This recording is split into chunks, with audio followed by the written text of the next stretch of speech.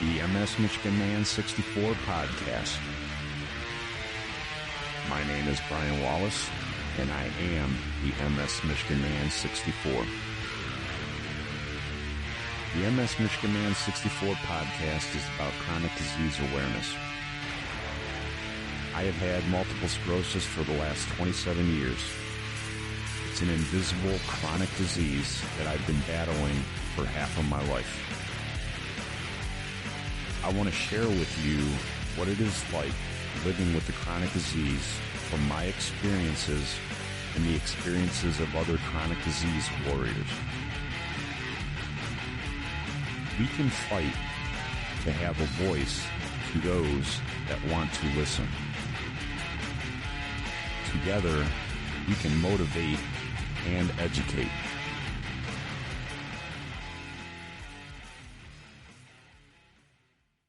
Hi, welcome to the MS Michigan Man 64 podcast. Today, I am sitting down with a return MSer. Dave recorded with me a couple months ago. He came on and talked about his MS journey. He got diagnosed in 2014. He's also a high school football coach down in Louisiana. Really good dude. Please welcome back to the podcast, Dave. How you doing today, Dave? I'm doing great, and appreciate you having me on. I appreciate you, Dave.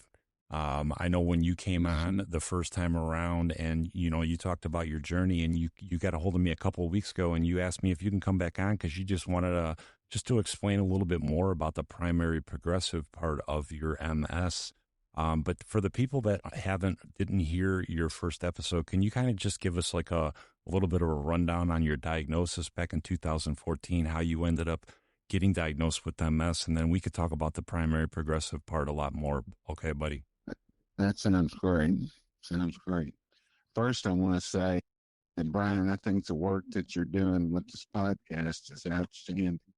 I think it's something that more people can hear, and we can, because it's information that people need to know. And, I appreciate you, Dave. I started this journey, and I met you a few months ago, and we talked a lot about it.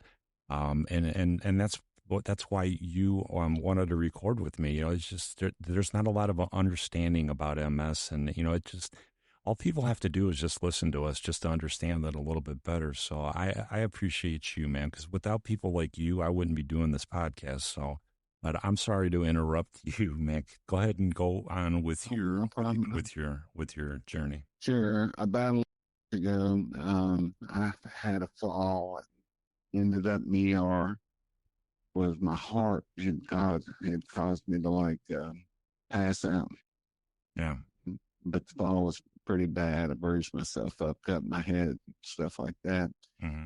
When I was in there, they checked me for my heart and came back and said, it's not your heart. And my son also has MS, and I kind of knew about him from him being diagnosed. He was a Division I football player. Mm-hmm. And going through all the trials and tribulations, playing to there's one ball, and he getting checked out, and they diagnosed him with MS early. Mm-hmm.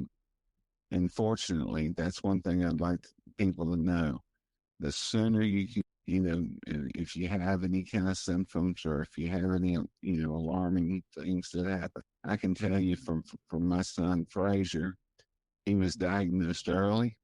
And he was put on Ocrevus, and he is really, he's conditioning coach at one of the top, 3 high school state, and he's also the D tackle coach, and he's very, very active. Mm-hmm. And he has very few side runs, marathons and stuff like that.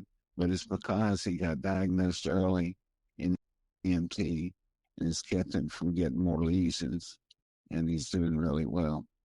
Yeah. But so I kind of knew about it. So they when they come in the room, they tell me it's not my heart. My wife at the time, she told them that could it be MS because his son has MS, and the ER doctor, was kind of alerted, and he sent me down for MRI and spinal tap and the whole deal. Like I got MS, and they tell me. And, I'm older than Frazier was, but at first, I think with this, it's not going to be a big problem. And, I ended up struggling mainly psychologically, knowing that I had, a disease that was going to stick with me. And I had so many plans and things that I get done. Mm-hmm. And all of a sudden I've got multiple sclerosis, and I have a good idea what it can do to me. Yeah. Because for my son. Right. And so we get into it when I take the old medication. I forgot of it, but it was an old medication, and I start on that, and then quickly I moved to Ocrevus, along with being diagnosed with primary multiple sclerosis. And to me, I really didn't understand what that meant. My doctor, she tried to explain it to me, but I was shocked, that I had been diagnosed with MS, and within a year or so, I'm a PPMS guy. Yeah. The things that come with that, and I had a lot going on. I had a small business at the time. Right. I had a large business for a long time, and it sold it and opened up a small one, and had that going on. And then I was coaching at Lafayette Christian out of Lafayette, Louisiana at the same time. Mm-hmm. And we were on a run. We were on a run. We won 4 state championships. So awesome. And they've continued to go to the state championship game. They've been 4 more years since then. They've been 8 years in a row. That's awesome. And you're part of really that. an awesome program. Yeah. Yeah, man. And love it. It was just an awesome experience with some great coaches. Yeah. And learned a lot, and just really enjoyed it. But mainly, I want to talk about primary progressive. Right. I went to my neurologist, I would say 3, maybe 4, about the time I started calling you about this, because I really, she told me it was going to be a steady decline, and I would have problems, but that I wouldn't have relapses. Yeah. And opposite, I have relapses, and I have PPMS, which is very weird, but it happens. Yeah. So when you say you have relapses, Dave, what kind of relapses do you go through with PPMS? Because I like my relapses, I can feel fine for 10, 12 months, and then all of a sudden my vision goes all whacked out. That's an episode for me. I go get Solumedrol, and hopefully it bounces me back, and I keep on pushing on through life. So what is an episode like? What is it like for you with PPMS? How is it different than relapse remit? It's severe. I mean, I can wake up, I can go to sleep one night, feel great, and I can wake up the next morning and I can be in bed and not be able to get out of it. I can't move my legs. My left side really just kind of caves in. My left arm and the strength of my left side just kind of caves in. Mm-hmm. But I can get over that. I can stretch. I can do different things in the bed, get up, move around a little bit, and I can kind of get over it. I'll still have a problem with my left side. It'll be completely out of control. I've started finally using the rollerator, and I fought it forever, because I wasn't going to be one of those guys that needed it. Right. But I did, and so I'm using that. I'm using the cane, but mine can be. Plus, I also have, bladder and bladder problems. Yeah, and it can really cause some trouble. Yeah. And I'll get up in the middle of the night, and I'm a little woozy or whatever, trying to get up and get going. Hopefully I can, hopefully that I'm not, laying in the bed and can't move. Right. And I'll get out of the bed and run to the bathroom, rarely make it, piss all over the place, excuse my language. Oh, that's fine.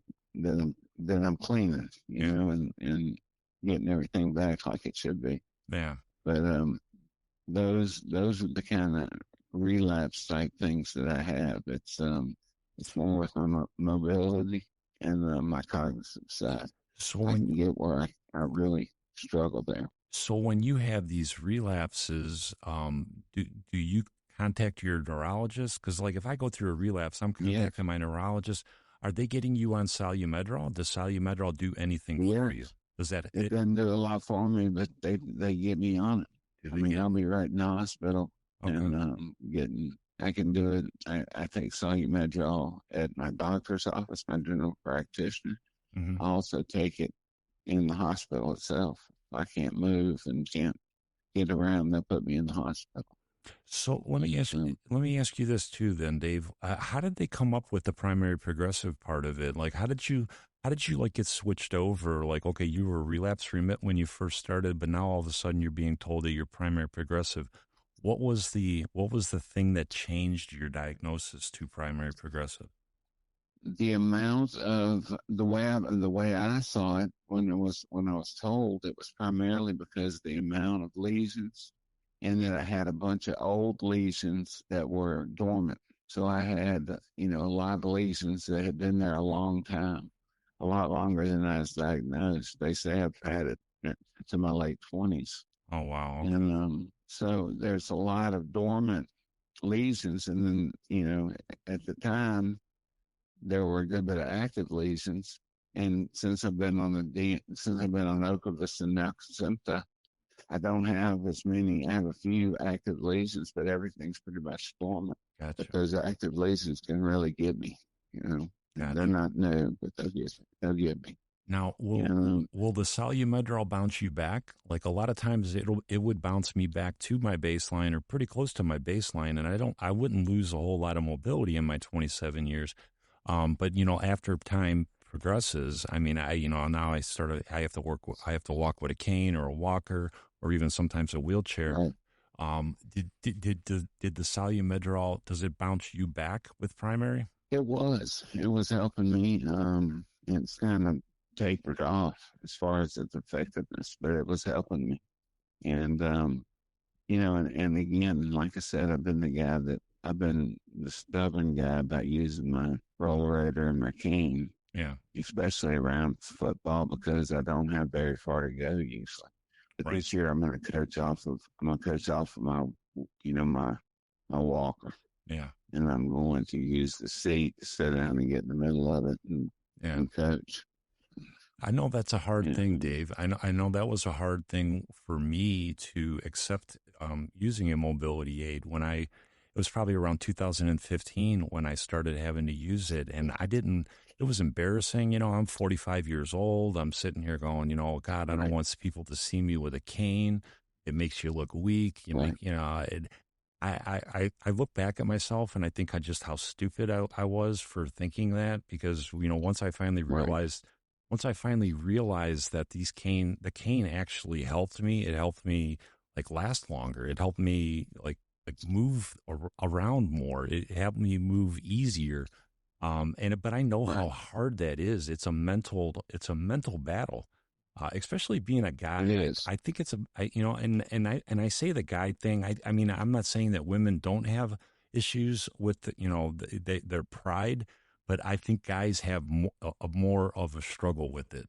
Yeah, and both of us are, large people who have played, sports and everything else, and we just don't think we're going to go there. Yeah, And yeah, we fight it. And but I finally have figured out.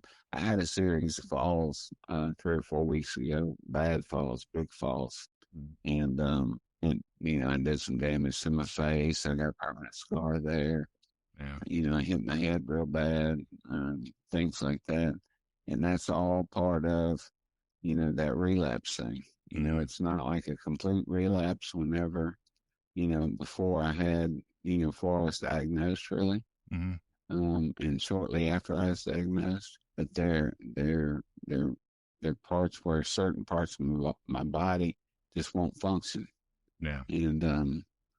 And, so I fall and I do all those things. And, but that's part of it, and that's part of the decline. My neurologist, when I go to her, she gives me these little tests, and their cognitive tests for the most part. She makes me walk. She takes all these notes and takes pictures of me and stuff. She had me in, let's just say a month ago. She had me in and she said, "Let's go over the last 5 years." Mm-hmm. And I was like, "Well, okay, let's go." And I didn't really understand where we were going, but where she went immediately was she went and she really went through the areas where she knew I had declined. Mm-hmm. And so she went through, you know, um, you know, just all the different, reaction time, Mm-hmm. my cognitive side, Yeah. um, my walking, Yeah. Yeah. and all these different things. And she went through that, and she said, you've declined a lot, and I hadn't really realized that. But if I thought about it, going back 5 years ago in football, Mm-hmm. I went from jumping up and down the sidelines and raising Cain, we weren't playing right, Yeah. to last year I struggled to stand the whole game, Yeah. and I was really fatigued. And this year I'm going to use the rollator and the chair, in it, and be able to get up there and coach. Yeah. But it got to the point, after football season last year, I sat down with the head coach and I told him, "Coach, I don't know if I can really do you much good anymore. I don't think I'm going to be able to stand up through games next year. I don't think I'm going to be able to do a lot of things that I've been doing and what the other coaches do. Yeah. And it might be better for me just to retire and quit coaching, so to speak." Yeah. And he accepted that.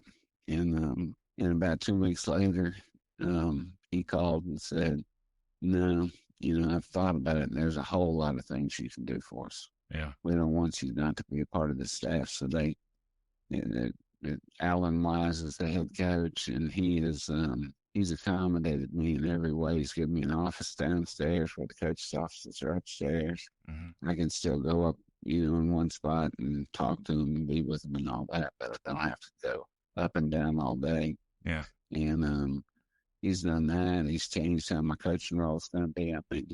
I was the defensive coordinator. I'm mainly going to be a defensive tackle coach now. Yeah. Which lightens me up a little bit. And That's just awesome. That's just so awesome, Dave, that head coach, I mean, you went from giving up a passion that you had. You were saying, hey, I think it's time to call it quits. And that guy actually called you back and talked you into staying on the coaching staff and working with you and trying to figure it out. That's just badass, man, because you can't quit with this disease. And I applaud that. absolutely, I applaud that head coach for doing that for you. That is awesome. I wish more people understood the struggles that we have and to make those kind of accommodations for us. That's just awesome that he did that. And you're still able to be a coach, and you're still able to absolutely, work with these kids. And I know that's part of the mental health part of it. That's a passion that you have. That's a love that you have. And that's what we thrive. absolutely, That's what we thrive on. Whatever we have a passion for, you have to go after it, and you can't quit. And you don't have a quit attitude. You're always like, okay, you throw this at me, I'm going to figure out a way. I'm still going to do what I want to do. and that's a big motivation for me. Yeah. I don't want to not be able to do the things that I love, Yeah. and I'll make whatever accommodation so I can continue to do Mm-hmm. them. And but in this case, he stepped up big and just gave me a big opportunity. Yeah. And from that, we've decided we've started a Raider Football Club, which would be exclusively for football, but it'd be a football club. We'll have a weekly radio show, and coach would be talking about the upcoming opponent, the last game, the upcoming opponent. Mm-hmm. And then I'll have a couple of players that be able to talk and it'll be sponsored. And but those kind of things are things that I've done a lot in the past, and I'm fairly good at it. Yeah. And so we formed that. We formed fundraisers off of that, like a golf tournament. and youth football camp and some other things. So it's been great, and he's worked with me too now Yeah. everything, Yeah. and Dave, it's been Dave, awesome. you're just inspirational, dude. The more I get to know you, the more I'm just like, man, this guy's just a badass. You send me pictures of you on the sideline. I can see that you're struggling. I know the feeling. I was a coach. I was a high school coach. I know what it's like standing. Yes, I know what it's like standing on a sideline for 3.5 hours. I mean, what you're doing is badass, man, and it's just that no quit attitude, and I love that. And like I said, in that head coach for keeping you a part of the program, it's just awesome. It's awesome to have a purpose in life, and we still can contribute, and you're still giving, you're still working with these kids, and you're teaching them, and you're molding them, into young men, and it's just awesome, awesome, awesome. and one thing he did too is he's got me preparing. I'm pretty prepared for it, but to give a talk about overcoming adversity with other examples of sports people and different people who have overcome adversity. Hmm. And, I throw mine in there too and tell them, I'm going to take a different type role this year because I want to be involved with you guys. Yeah. And I want y'all to understand that when it's 105 degrees in August, we're out there practicing, that's overcoming adversity. Yep. And, when we get down the game, we have to come back.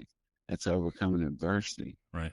And, I got my little disease.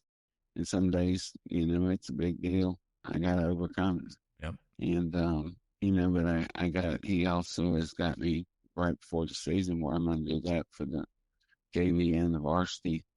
And I think it can be something that will really help get through to these kids. I, I've done it individually, but I'm going to do it to the group. I'm telling, So I'm excited about that. I'm telling you what, Dave, these kids have to look at you. I know that if I was a young 16, 17-year-old and I had a coach and I knew he had multiple sclerosis and I didn't really know anything about it as a 16, 17-year-old, but I seen this guy, fighting every day and he's out there in practice and just, ripping. You would have been one of my biggest uh, inspirational coaches that I would have had, because these kids are got to be looking up to you, Dave. I know that they are. They see you, and you're teaching them so much valuable life lesson of just how to fight and never quit and never give up. You always can get around a roadblock. You just got to figure it out. That's right. And that's a huge motivation to me. I want to be an inspiration to these kids, and that's something that really gets me up, and gets me going. My routine is something that keeps me healthy. I wake up in the morning at 5, 15. I'm at school at 6. We start workouts at 6. I'm there before it, and we start it, and we go till 10 o'clock with 2 different groups.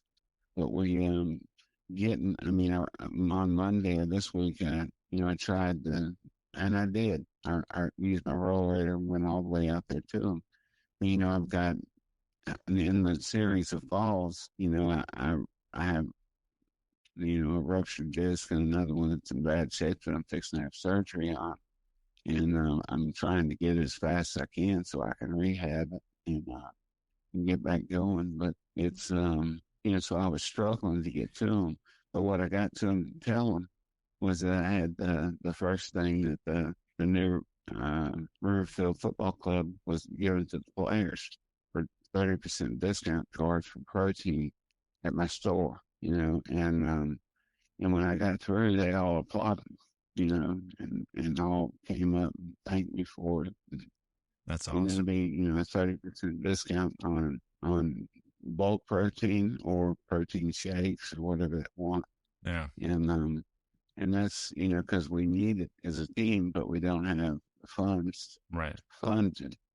And when we donate money and do stuff for different people through the company, and we're going to do it for Riverfield football this year. We're doing a pre-assessment of them, a health assessment with their weight, height, their body fat percentage, Hmm. and several other measurables. We're doing it before and then after the season to give the coaches and the players, the results of the off-season program. So That's we're awesome. excited about it. Yeah, Yeah. So, that's really awesome, and that's yeah, that's why I love talking to you, man. It doesn't matter that we have MS. I mean, you're out there doing things for other people, and I think that's kind of the personality that a lot of us chronic disease warriors always have is, we just like helping people. And that's what we're doing here. Hopefully, is we're helping people to understand this disease a little bit better. And I just appreciate you so much, exactly. brother. Exactly. Well, I appreciate you too, Brian. Yeah. But on as far as the decline on the PPMS, it's been severe. And I'm still doing my thing, but I've had to really acclimate to it, and that's what they told me when they diagnosed me with that is you're going to have a steady decline. But mine's been pretty severe decline, Yeah. and and I feel like that you know the more I stay in my routine, the more that obviously stay in my DMT. A lot of exercise and therapy. I use Kathy some. Hmm. It's an MS with us and Yeah. part of the Rebels. MS disrupted. Um, Yep. Absolutely, I use her and she's phenomenal. Yeah, she She is. works muscles that I haven't worked, and she understands that I fall a lot and getting up can be a problem. And a couple of weeks ago, I called the ambulance. I didn't call them. My wife called them. Hmm. I think 2 or 3 times because I felt bad enough. She was worried about my health, but she also couldn't get me up. Yeah. And so they had to come out and get me up and check me out and all that. But the exercise and training is important. And then, protein rich diet with, a lot of fresh fruit and walnuts 2 times a day Yeah. is my go to meal. Yeah. And it really helps me too, I feel like. No, And and that's a funny thing that you say that, everybody gets into a pattern, because I'm like OCD. I like what? everything. I like everything a certain way, I like certain foods because those are the ones that I've done the best on, and it's been a 27-year Right. process of figuring that out. And it just sounds like you do the same thing. I mean, you got a routine, and this routine keeps you going. And I have the same type of thing. I got a routine, and it keeps me going. I get up the same time every day. I make sure one of my goals every day is to get in the shower and shower because I want Absolutely. that's an accomplishment. Sometimes for MSers. Absolutely. I just Yeah, have and I do the same thing. That's part of my wake up. I take a cold shower yeah, in the mornings, and that's part of me waking up, and getting going. yeah, I need it. I hate them, but I need it.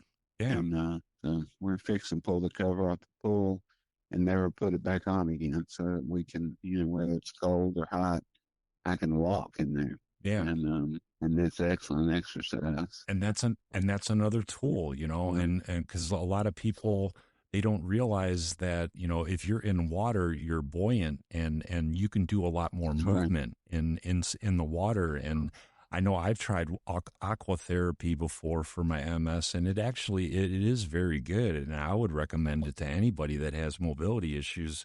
If you can find The thing about it for me is I can stretch in the pool like I can't on the ground, yeah, and so I can really get some stretching in that I need, but I can't do it without the pool. yeah, And it's just it's phenomenal. yeah, absolutely, And that's the main thing I want to talk about, Brian, was that when you get PPMS, how it goes, and how you are going to make a decline, but you can still fight it, yeah, and you can still beat it.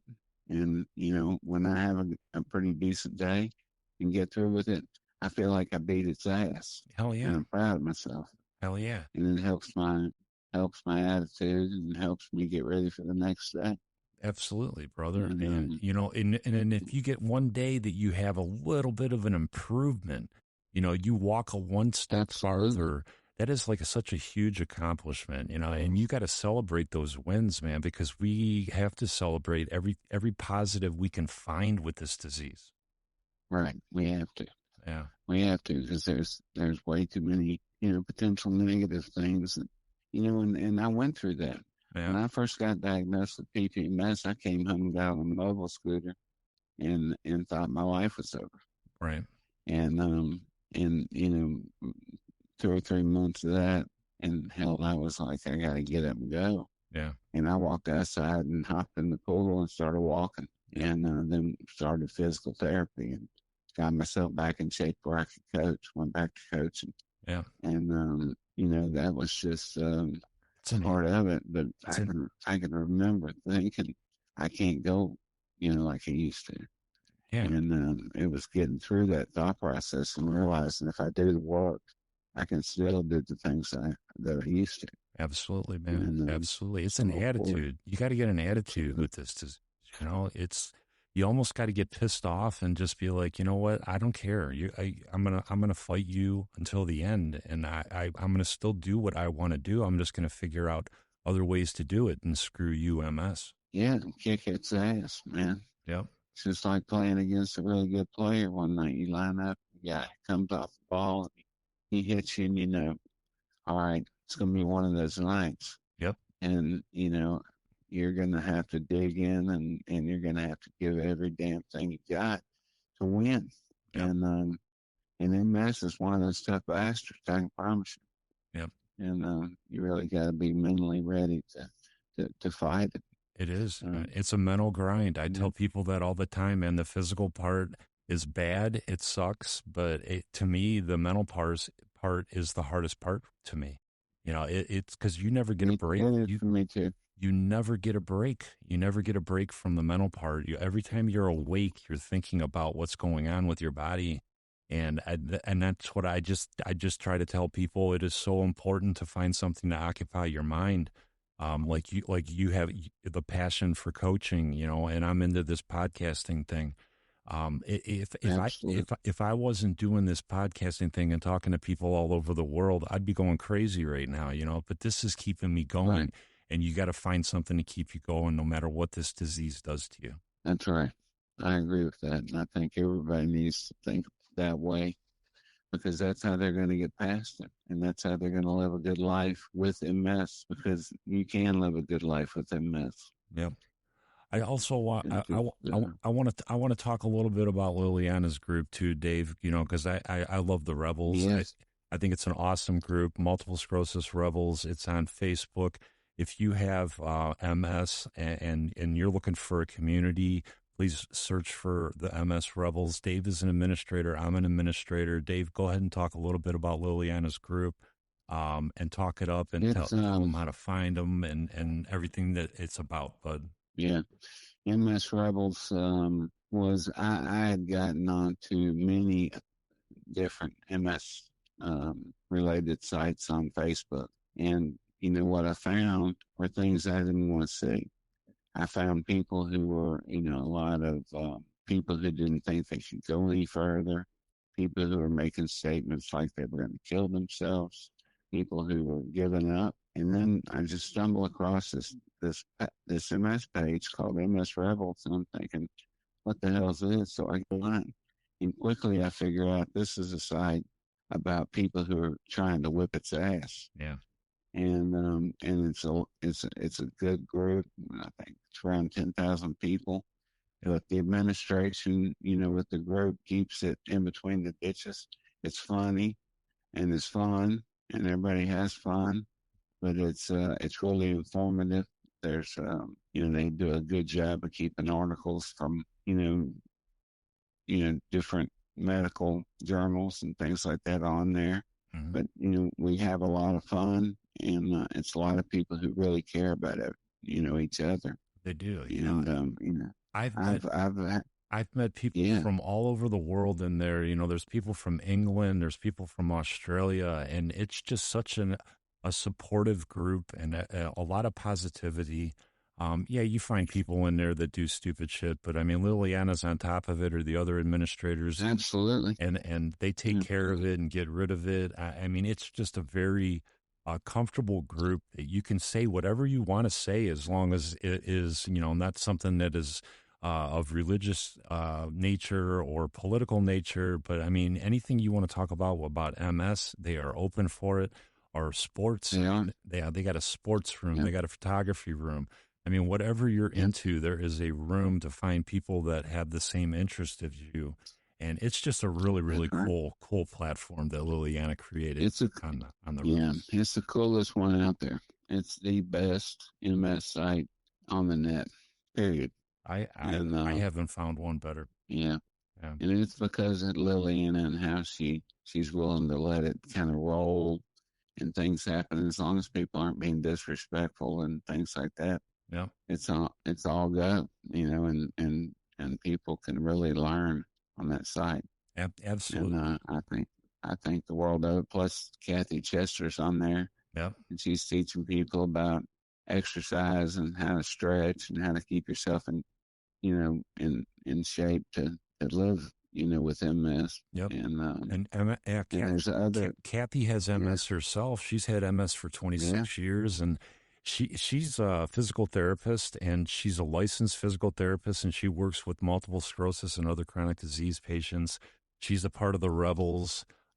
She's awesome. I've worked out with her. She does virtual workouts. Dave does virtual workouts with her. She's a yeah, badass. She's been kicking MS's ass for a long time. She actually ran a marathon. absolutely. She actually ran a half marathon after she was diagnosed. That's how much of a badass she is. But yeah, Yeah, the MS Rebels is just such a cool Facebook page. I really, I would suggest it to anybody that is listening that is looking for a community to join the Rebels. And I want to thank you, Dave, for joining me today. Just to explain a little bit more of your journey with primary progressive MS, I learned a lot more about it because I have relapse remit, and yeah, you yeah. answered some questions that I had and that I had no idea. And I really appreciate you, man. Is Yeah. there anything else that you want to say before we wrap it up? No, sir. I think I got everything I wanted to say. And I just want to say I appreciate you again, Brian, and I appreciate the MS community. And let's just go with this. Let's with this disease. Yeah, Yes. let's make some noise and spread the awareness and try to get people to understand this because like me and you have talked. Yeah, I just don't think people get it. They don't get it unless they get it. And it's That's right. that's been my biggest struggle for the 27 years is just getting people to understand what it's like. And it's with you, people like you, that we're going to get this done. We gotta make some noise. And I love you that just coming on to offer your experiences with this disease, buddy. I really appreciate you and want to thank you for coming on. Well, thank you. And I appreciate it, Brian. Have a good day. All right, David. If you want to follow me on Instagram, you can find me MS Michigan Man 64. You can find me on TikTok, MS Michigan Man 64. I'm also on Facebook, Brian Wallace out of Brunswick, Ohio. Don't forget to hit the subscribe button on whatever platform you are listening on.